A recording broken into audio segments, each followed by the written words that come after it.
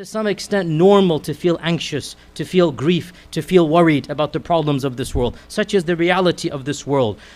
Muslims should try to channel that anxiety and lead themselves to connect with Allah subhanahu wa ta'ala. Prayer and dua and dhikr will always help, regardless of what the problem is.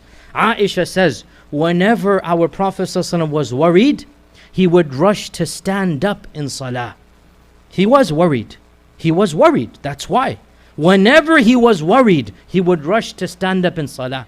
He said to Bilal, "Oh Bilal, give the iqamah so that I can find the comfort in the salah."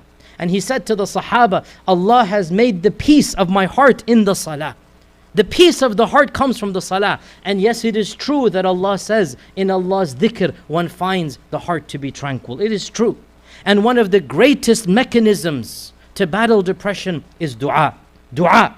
Dua opens up a communication with Allah subhanahu wa ta'ala. You can beg and plead. You can complain to Allah. There's no problem in that. Complain to Allah. Oh Allah, look at my situation. Oh Allah, you see how difficult this is. Oh Allah, I know you know. No problem to complain to Allah. You don't complain about Allah, a'udhu billah. You complain to Allah.